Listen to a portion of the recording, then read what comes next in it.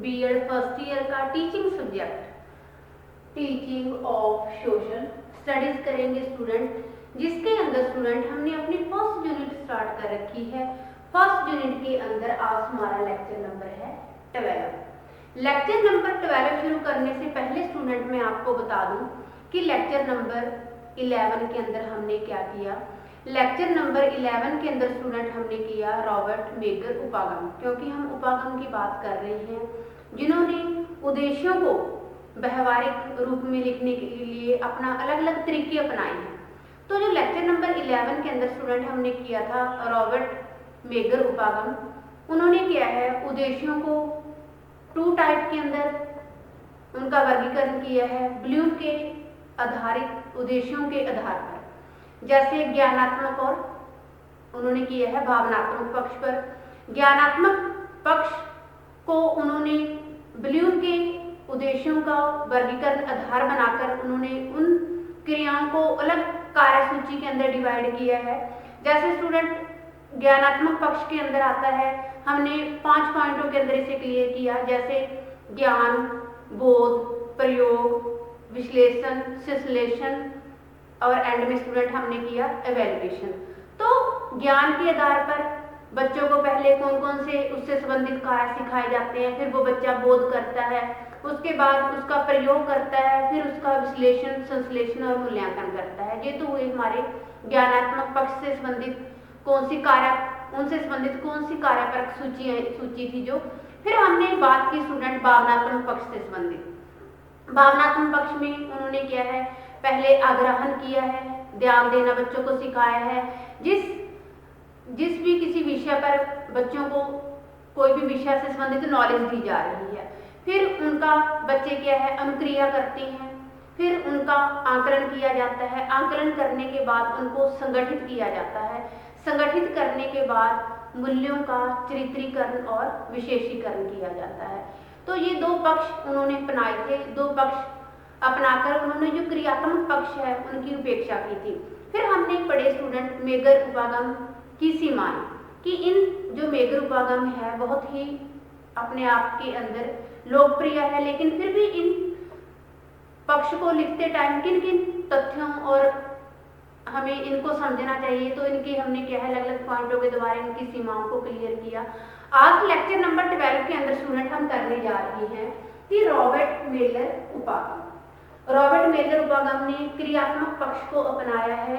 जैसे Robert megger जो उपागम था उन्होंने 2 पक्षों को अपनाया है, ज्ञानात्मक और भावनात्मक। इन्होंने जो रॉबर्ट मेगर उपागम है, इन्होंने क्रियात्मक पक्ष को अपनाकर इसे क्या है मनो शारीरिक पक्ष से संबंधित क्रियापरक संबंधित सूचनाओं के साथ जोड़ा है। जैसे रॉबर्ट जो मेगर उपागम था उन्होंने ब्लूम के उद्देश्यों पर आधारित इनका अलग अलग वर्गीकरण किया था, लेकिन जो रॉबर्ट मिलर है इन्होंने हैरो से संबंधित उद्देश्यों को अपनाकर उनसे संबंधित ही जो कार्यपरक क्रियाएं हैं उनसे जोड़ा है, ताकि जो हमारे व्यवहारिक उद्देश्य हैं उन्हें अच्छी प्रकार से समझा जा सके और लिखा जा सके।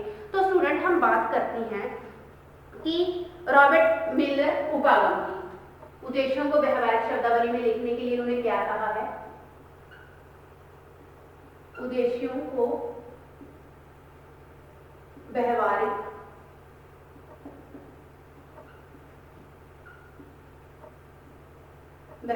शब्दावली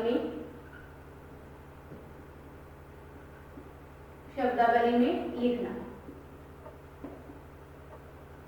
तो स्टूडेंट हम इस पॉइंट को क्लियर करते हैं अब कि रॉबर्ट मिलर उपागम के जो रॉबर्ट मिलर उपागम ने क्रियात्मक पक्ष की क्या है उनको अपनाया है, उसी से संबंधित अपनी उससे उपेक्षित रखा है। तो स्टूडेंट बात करते हैं रॉबर्ट मिलर उपागम ने सन 1962 के अंदर कौशल विश्लेषण का प्रयोग मनोशारीरिक पक्ष से संबंधित जो हमारे उद्देश्य हैं उनको व्यवहारिक रूप में लिखा जाने के लिए किन तथ्यों को समझा जा सकता है, वो तथ्य कौन कौन से हैं। तो इसे भी स्टूडेंट हम पॉइंट टू पॉइंट डिस्कशन करेंगे। तो फर्स्ट पॉइंट मैं डिस्कशन करती हूँ स्टूडेंट आपके साथ उस संकेतक का वर्णन जो किसी संकेत सार्थक क्रिया की ओर हमें क्या है संकेत करता है। क्या है स्टूडेंट, उस संकेत का अर्थ जो हमें किसी सार्थक क्रिया की ओर संकेत करता है, सार्थक क्रिया की ओर संकेत करता है।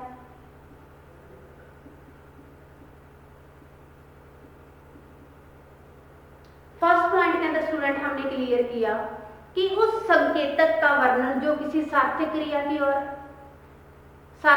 की ओर हमें संकेत करता है। सेकंड पॉइंट आता है स्टूडेंट इसके अंदर, उस व्यक्ति या वस्तु को निरंतर करना जिसे कार्य करने की दिशा में प्रेरित किया जाए। क्या है, जिसे कार्य करने की दिशा की ओर प्रेरित किया जाए, जिसे कार्य करने की दिशा की ओर प्रेरित किया जाए,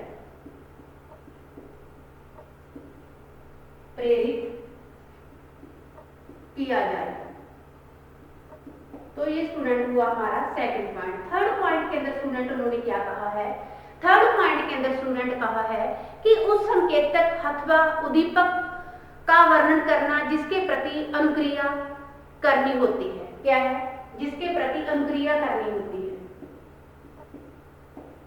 जिसके प्रति अनुक्रिया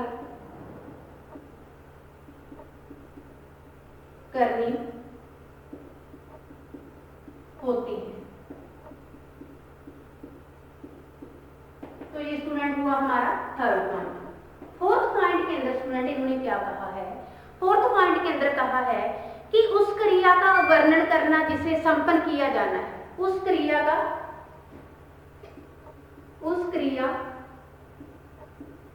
का वर्णन करना जिसे संपन्न किया जाए, जिसे संपन्न करना है, संपन्न करना है। फिफ्थ पॉइंट के अंदर स्टूडेंट इन्होंने क्या कहा है, फिफ्थ पॉइंट के अंदर स्टूडेंट कहा है कि अनुक्रियाओं अथवा प्रतिपुष्टि का संकेत,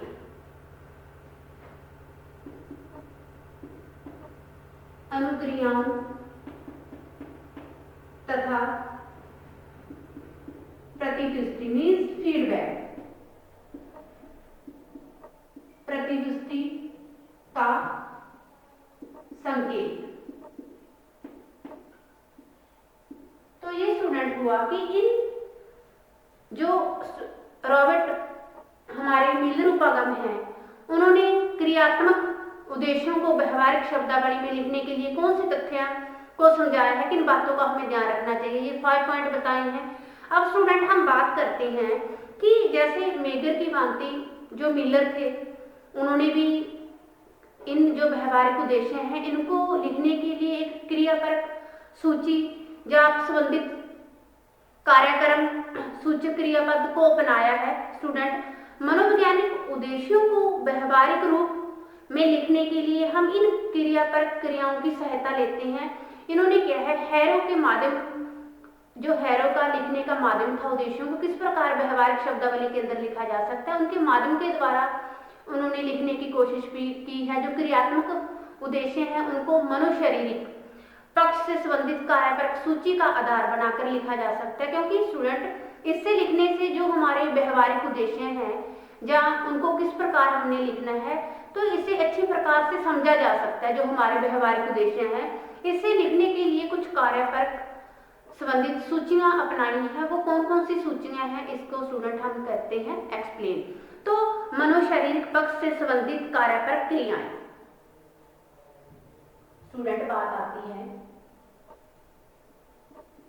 मनुष्य शारीरिक पक्ष से संबंधित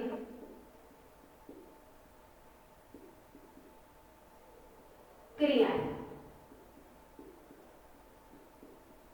क्या है स्टूडेंट, इसे हम कल की तरह है जो हमने रॉबर्ट मेगर उपागम हमने अलग अलग डिवाइड करके लिखा था, वैसे ही से मैं आपको अलग अलग डिवाइड करके समझाती हूँ। तो स्टूडेंट हम इसे एक्सप्लेन करने के लिए पहले लिखते हैं इस तरफ उद्देश्य,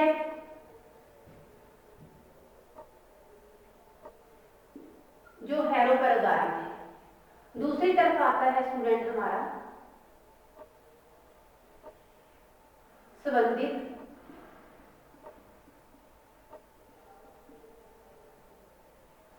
क्रियापद। इसे हम लिख सकते हैं कि संबंधित कार्यसूचक क्रियापद, संबंधित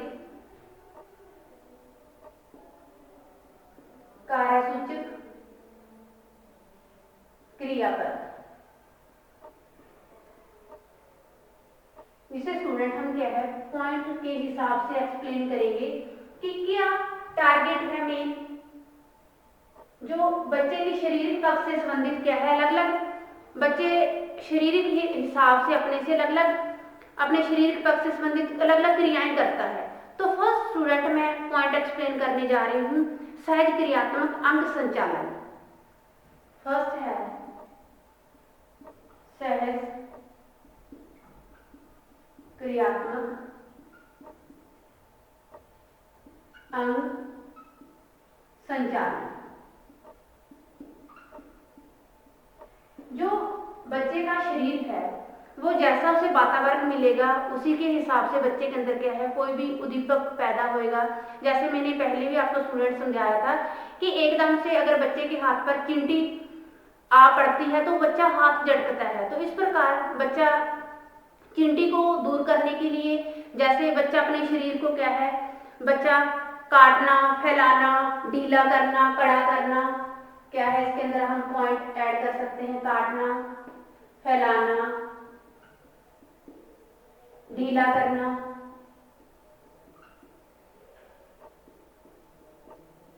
क्या है स्टूडेंट इससे इसके द्वारा बच्चा क्या है अपने शरीर के द्वारा शारीरिक अंगों के द्वारा काटता है, उसे फैलाता है, ढीला करता है, फिर कड़ा करना, छोटा करना, झटका,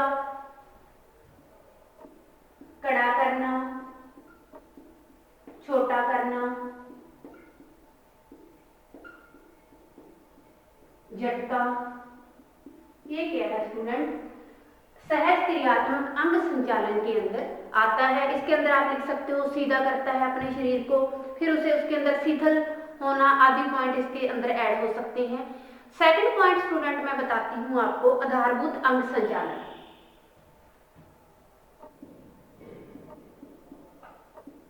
आधारभूत अंग संचालन।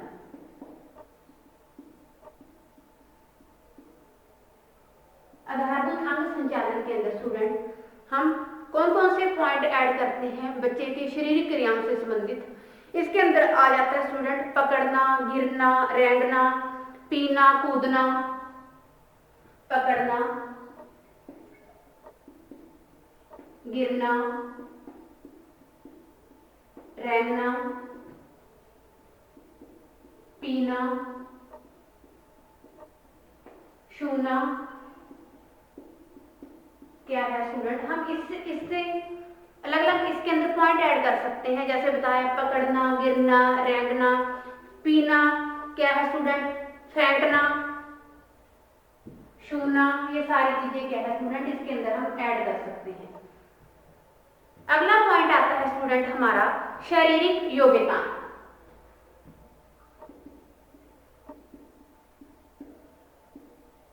शारीरिक योग्यता। शारीरिक योग्यताओं के अंदर स्टूडेंट आप कौन कौन से पॉइंट लिख सकते हो उससे रिगार्डिंग। जैसे मैं बताती हूँ चालू करना, आरंभ करना, सहन करना, झुकना, चालू करना, सहन करना, झुकना। इससे संबंधित और भी हमारे पॉइंट ऐड हो सकते हैं स्टूडेंट इसके अंदर। जैसे चालू करना, आरंभ करना, सहन करना, झुकना, व्यवहार करना, रोकना, टुकड़े टुकड़े करना, बढ़ाना आदि क्या है इसके अंदर हम पॉइंट ऐड कर सकते हैं। फिर आता है हमारा अगला पॉइंट प्रत्यक्षीकरण योग्यता।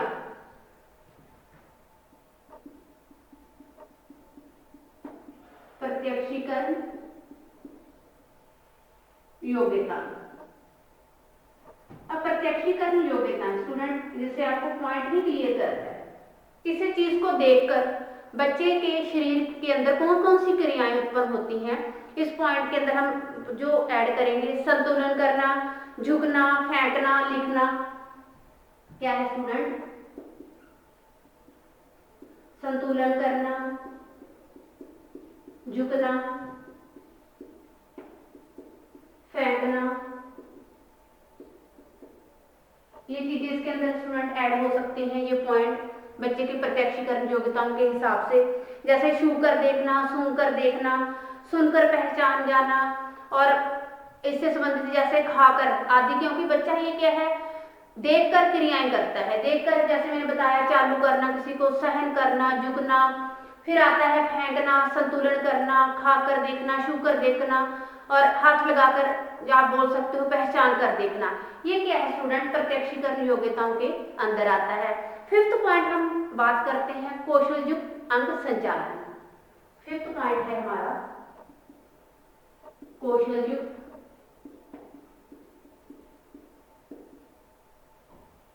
अंग संचालन, जिसके अंदर स्टूडेंट हम कौशल युक्त बच्चे के अंदर जो स्किल्स हैं, जो टैलेंट है, उसके द्वारा बच्चे अपने शरीर के हिसाब से कौन कौन सी क्रियाएं करता है। जैसे हम बताते हैं खोदना, गोता लगाना, तैरना, नृत्य करना, खोदना, गोता लगाना, नृत्य करना, नाचना, इसी के अंदर आ सकता है तैरना स्टूडेंट। ये क्या है? कौशल युक्त अंग संचालन है, जो बच्चे से संबंधित है, बच्चे की शारीरिक क्रियाओं से संबंधित है। फिर पॉइंट आता है स्टूडेंट इसके अंदर सुसंबद्ध या सांकेतिक संप्रेषण।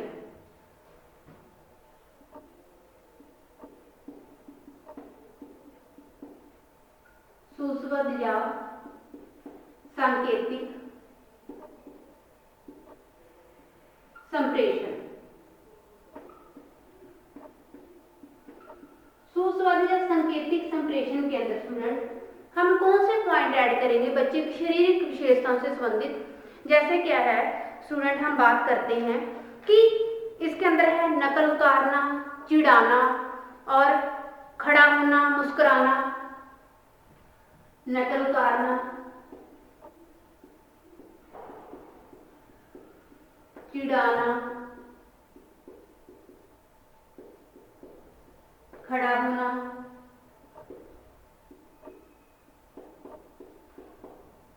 क्योंकि स्टूडेंट जो सांकेतिक है, बच्चा दूसरों को देखकर जो क्रियाएं करता है, किसी को देखकर वो खड़ा भी हो सकता है, उसकी नकल भी उतार सकता है, फिर क्या है चिढ़ा भी सकता है स्टूडेंट, मुस्कुरा भी सकता है, भाग भंगिमा बनना, बैठना, किसी को देखकर ये चीजें क्या है हमारी सुसंबद्ध या सांकेतिक संप्रेषण के अंदर आते हैं। अब स्टूडेंट मैं आपको अगर इसी से रिगार्डिंग आपको छोटा सा एक उदाहरण दूं, उदाहरण के रूप में हम यहाँ पे लिख सकते हैं इसका मनोवैज्ञानिक पक्ष, और इससे संबंधित आता है स्टूडेंट की कौन सी क्रियाएं करता है बच्चा। जो मनोवैज्ञानिक पक्ष के अनुदेशनात्मक आप लिख सकते हो उद्देश्य हैं, इसके अंदर कौन कौन सी उससे संबंधित क्रियाएं करता है। जैसे मैं आपको बताऊं पहले के अंदर जो सहज क्रियात्मक अंग संचालन है, उदाहरण के रूप में मैं आपको बता रही हूँ, इसके अंदर बच्चा क्या है छात्र ड्रम की और संकेत करता हुआ अपनी जो बाजुएं हैं उसे फैलाता है,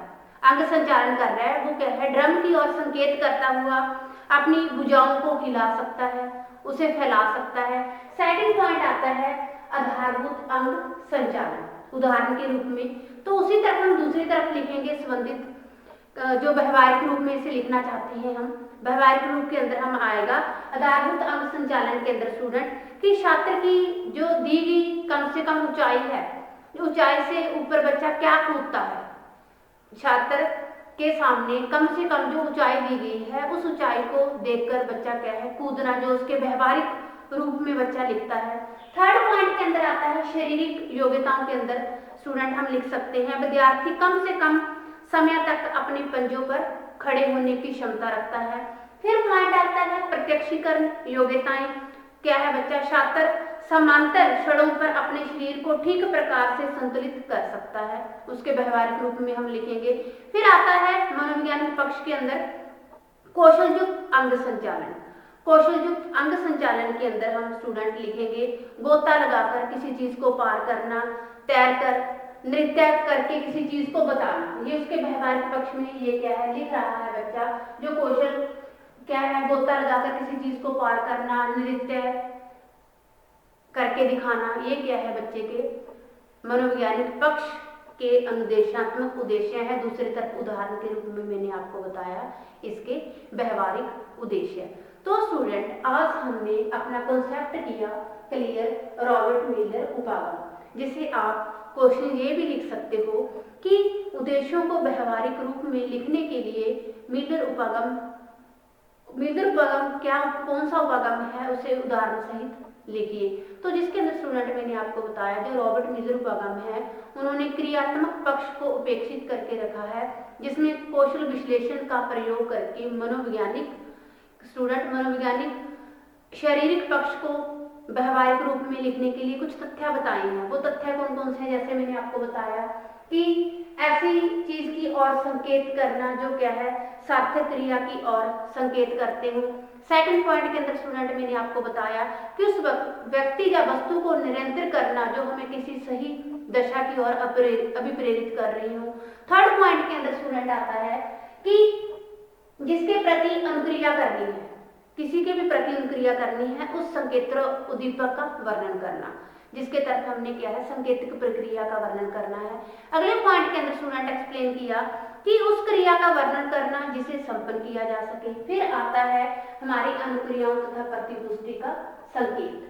फिर हमने स्टूडेंट जो मनोवैज्ञानिक पक्ष है, मनोवैज्ञानिक पक्ष से संबंधित क्रियाएं की, जो क्योंकि जो रॉबर्ट मिलर उपागम है उन्होंने हैरो के जो उद्देश्य है उसी पर आधारित करके जो मनोवैज्ञानिक शारीरिक पक्ष है उसे डिवाइड किया है। तो उसके अंदर हमने क्या है 6 अपने पॉइंट क्लियर किए। जैसे जो सहज क्रियात्मक अंग संचालन है, बच्चा कौन से वातावरण के अंदर रहता है, कौन से वातावरण के अंदर आकर बच्चा एकदम से कोई भी उद्दीपक पैदा होता है तो उसके अंदर बच्चा अपने शारीरिक पक्ष से संबंधित कौन सी क्रियाएं करता है, जैसे काटना, फैलाना, ढीला करना, कड़ा करना, छोटा करना, किसी भी चीज को झटकना। जैसे मैंने एग्जांपल दिया था कि अचानक से बच्चे के हाथ पर अगर चिंटी आकर गिर जाती है तो वो अपने हाथ को झटकाता है एकदम से। फिर हमने किया कि आधारभूत अंग संचालन, इसके अंदर आ जाता है स्टूडेंट पकड़ना, गिरना, रेंगना, पीना, छूना। फिर आता है शारीरिक योग्यताएं। शारीरिक योग्यताएं वो कौन कौन सी करता है, चालू करना, सहन करना, झुकना। फिर आता है हमारा प्रत्यक्षीकरण योग्यताएं, संतुलन करना, झुकना, फेंकना, इसके अंदर आता है। फिर आता है कौशल युक्त अंग संचालन। बच्चे को किसी भी बच्चे के अंदर स्किल्स को पैदा करने के लिए पहले उसका अभ्यास करवाया जाता है, पहले उसको प्रशिक्षण दिया जाता है, ट्रेनिंग दी जाती है, फिर उसका अभ्यास करवाया जाता है। जैसे क्या है खोदना किसी चीज को, गोता लगाना, नृत्य करना, ये चीजें क्या है हमारे कौशल युक्त अंग संचालन के अंदर आती हैं। फिर हमने पॉइंट क्लियर किया सुसंवाद्य संकेतिक संप्रेषण, किसी चीज को देखकर बच्चा क्या एक्टिविटीज करता है, उसका क्या अनुकरण करता है, कॉपी करता है, जैसे नकल उतारना, बैठना, खड़े होना। और आप लिख सकते हो किसी को देखकर चिढ़ाना, एकदम से बैठ जाना, एकदम से खड़े होना, ये क्या है हमारे मनोवैज्ञानिक पक्ष से संबंधित क्रियाएं हैं। फिर इसका एग्जाम्पल के रूप में मैंने आपको अलग अलग पॉइंट क्लियर किए कि मनोवैज्ञानिक पक्ष के अनुदेशात्मक जो पद है, फिर उससे संबंधित मैंने व्यवहारिक रूप से लिखना, मैंने अलग अलग पॉइंट क्या है आपको क्लियर किए।